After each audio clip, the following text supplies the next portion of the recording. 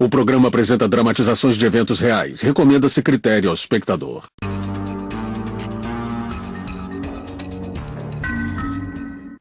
It was the most gruesome scene that I'd ever seen.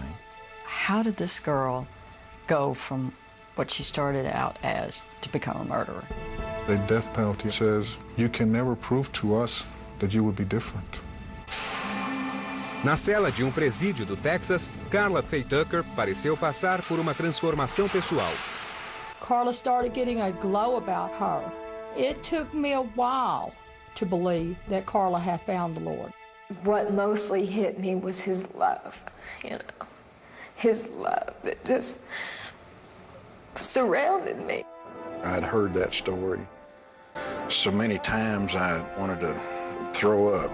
If Karla Faye Tucker was not qualified to have a commutation, then there never will be one in Texas. Uma mulher no corredor da morte. A história de Karla Faye Tucker.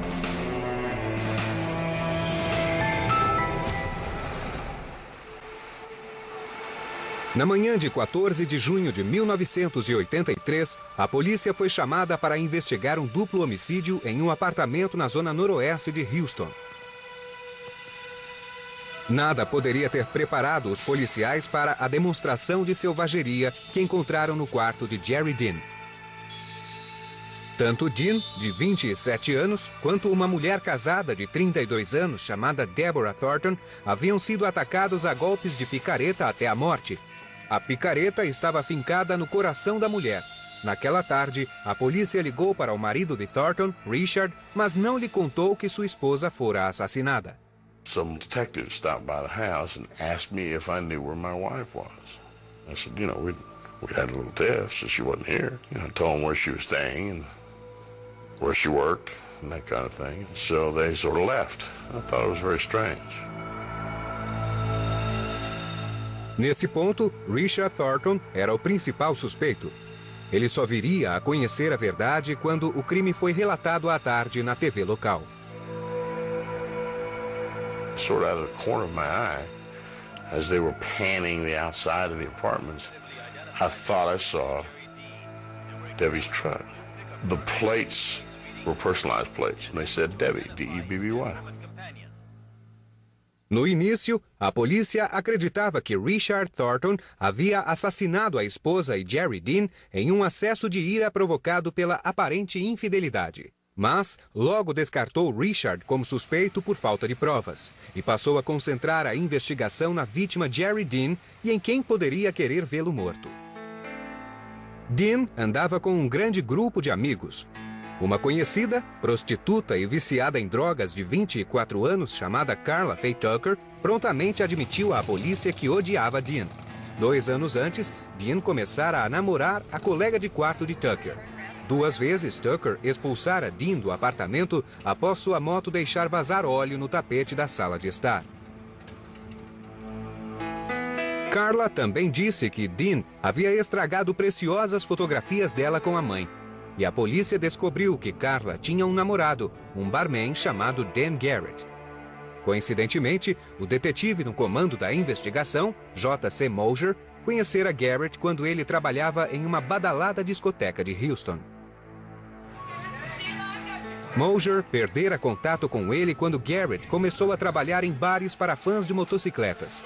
O detetive ficou surpreso ao saber que Danny estava então com Karla Faye Tucker. Wild child is the best way to describe Karla. And it just hit me like a ton of bricks that Danny Garrett would be hanging around people like this, a bunch of 19, 20-year-olds, and a bunch of dope fiends, and prostitutes, and I mean, I couldn't believe it. Karla Faye Tucker vivia a alguns quilômetros do apartamento de Jerry Dean. Danny Garrett e outros membros do grupo frequentavam a casa de Karla, bebendo, praticando tiro ao alvo e se drogando.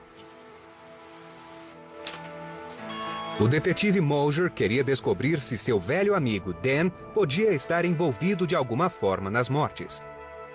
Arranjou para que uma amiga em comum ligasse para o irmão mais novo de Garrett, Doug. A amiga retornou a ligação para o detetive em menos de meia hora. And she said, JC, Doug wants to talk to you right now. He's scared to death. He's crying on the phone. He said Danny's involved in those killings. And I went, honey, you gotta be kidding me. You could have floored me right there. Tinham se passado 5 semanas desde os assassinatos quando o detetive visitou Doug Garrett para ouvir sua história. Ele encontrou Doug na sala com a namorada, Carrie, que era simplesmente a irmã mais velha de Karla Faye Tucker. So you had 2 brothers and 2 sisters. Very complicated thing here. And they began to tell me that the morning after the murder, Danny and Karla came to Doug's house driving Jerry Dean's stolen truck with some stolen items out of his apartment. Carrie se lembrou que naquela manhã notara algo de estranho na irmã mais nova. Something inside me, as close as we were, told me that she had done something very horrible, very horrendous. She had this look on her that I couldn't explain. The look of death is what it was. De fato, Karla Faye Tucker e Dan Garrett logo começaram a se gabar de terem assassinado Dean na noite anterior, além de outra mulher que não haviam reconhecido. Karla chegou a dizer que gostara tanto de golpear as vítimas que teria experimentado múltiplos orgasmos durante o crime. Ao longo das semanas seguintes, Tucker e Garrett passaram a dizer que planejavam matar um amigo deles, Jimmy LeBrand, que fora com o casal até o apartamento de Dean naquela noite, mas não participara das mortes. Também falaram em matar qualquer pessoa que soubesse dos crimes. Doug e Carrie começaram a temer pela própria vida. I was very tormented. I didn't sleep for days and nights because we knew how crazy at that point that Karla and Danny had gotten. A polícia ainda precisava fazer as prisões e, para tanto, necessitava de mais provas de que Karla e Danny eram de fato os assassinos. Doug Garrett concordou em usar uma escuta para a polícia, a fim de tentar gravar uma confissão. Ele registrou esta conversa em 20 de julho de 1983, na casa de Karla. Police come by last night. They got nothing. It's what the lawyer told us. It's like a fish in the ocean. Just open your mouth. It's when you get the hook. They showed me them pictures they took of them people. Oh? Don't look good. There's one thing I want to know. When you went over there and killed them people, did you go there to do that? Doug went over there, fucked up, and didn't know what he was going to do. It freaked. It was a freak thing, man. Carla? Yeah. Maybe when you told me you come with every stroke, was that, did you? Did you really? Oh, hell yeah. Após quase 2 horas, a polícia já ouvira o bastante. Esperaram que Doug saísse e então arrombaram a porta. Dan Garrett e Karla Faye Tucker foram presos e indiciados pelos homicídios. Em julho de 1983, Karla Faye Tucker e Dan Garrett foram detidos no presídio do condado Harris, em Houston, acusados de 2 homicídios cometidos com tamanha selvageria que era difícil compreender. Jerry Dean was struck 31 times with his pickaxe. Deborah Thornton, 26. The pickaxe was left in her chest through her heart. It was hard to imagine that any human being could do this to another human being. Era ainda mais difícil para muita gente acreditar que um dos assassinos era uma mulher. Karla foi a primeira a ser julgada pelos homicídios. O advogado apontado para defendê-la reconhece que no início sentiu repulsa pela cliente. My first meeting with her, I did not enjoy what I was doing. She had the slurred, dull speech, the dead eyes, everything that you associate with heavy drug addiction. I just was repulsed by the whole idea. O vício de Karla incluía heroína, maconha e álcool. Na prisão, ela não tinha escolha senão manter-se sóbria. Pouco a pouco, sua aparente autoconfiança começou a ruir. She told me about the nightmares she had. She was going off drugs, so she was going through withdrawal. But it was also being alone, being locked up, having been caught, facing what she was facing. Em seus pesadelos, Carla mais tarde diria que revivia cada detalhe macabro das mortes. Afirmou que passou a sentir remorso e a perceber pela primeira vez o que fizera com a própria vida. É muito comum que alguém na situação de Carla busque perdão através da religião. A oportunidade para que ela fizesse isso chegou no final de outubro de 1983, quando um grupo de religiosos cristãos visitou o bloco de celas femininas do presídio do condado Harris. A participante do grupo, Karen Gill, falou de seu passado como viciada em heroína. Após a reunião, Carla se aproximou dela. She just looked like this little lost sheep, just pale and empty looking, but yet, interested, like she had heard something different for the first time, like that somebody could really change. Naquela noite, Carla voltou à sua cela com uma Bíblia que pegara durante o encontro e escondera dentro do uniforme. She didn't know it was free and available, so to her she was stealing it, and she began to read it and began to weep, a puddle of tears. Segundo a própria Carla, ela começou a acreditar em um Deus que poderia perdoá-la. What mostly hit me was his love, his love that just surrounded me, just put me in his arms and just said, I love you. Carla passou a carregar a Bíblia consigo e a usar uma cruz branca de plástico no pescoço. Frequentou encontros de alcoólatras anônimos, aulas semanais sobre as Escrituras e rezava na cela todas as noites. No início, muitos ainda viam com ceticismo esse recém-descoberto zelo religioso.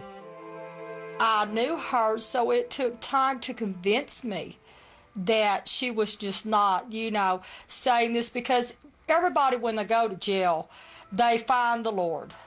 Being a prosecutor for 12 years and being on the bench for a year, I'd heard that story so many times I wanted to throw up.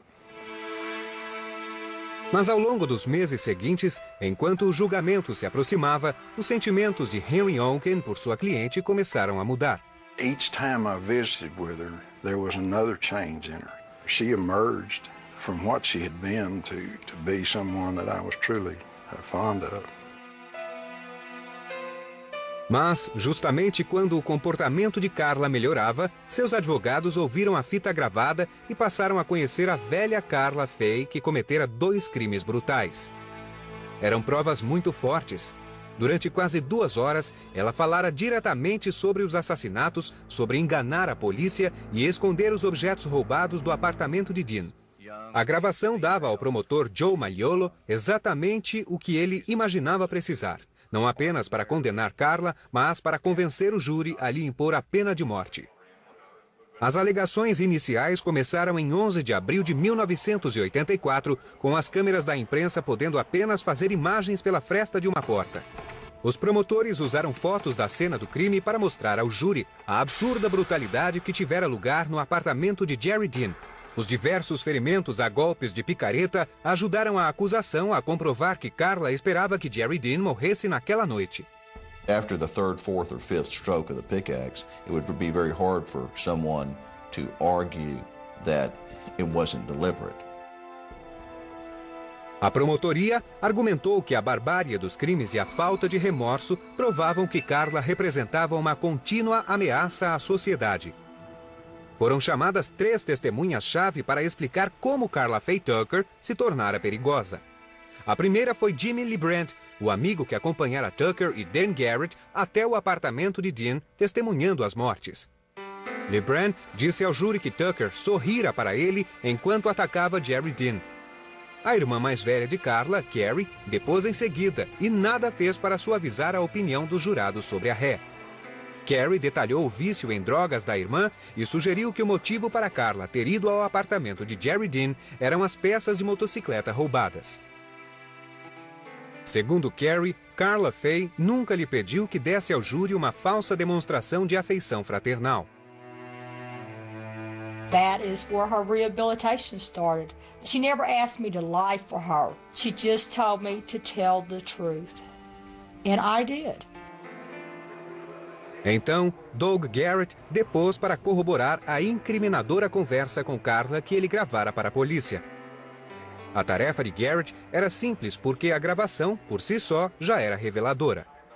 A tape is composed of two factors when you will look at it as a prosecutor. What is said and how it's said. What was said in this tape was bad enough, but the manner in which it was said was done in a mean, vicious, non-caring, evil way. Em nenhuma passagem da fita isso fica mais evidente quando Doug fez Carla falar sobre a excitação sexual que ela supostamente experimentara enquanto espancava Jerry Dean. Carla? Yeah. Maybe when you told me you come with every stroke, was that you, did you? Did you really? Oh, hell yeah. A defesa tinha pouco a oferecer, exceto sugerir que a dependência de Carla em relação às drogas a tornava menos responsável por suas ações. Em 19 de abril de 1984, o júri a considerou culpada dos homicídios. There was no chance to get a not guilty verdict in that case, so we set about trying to figure out a way that we could convince the jury to spare her life.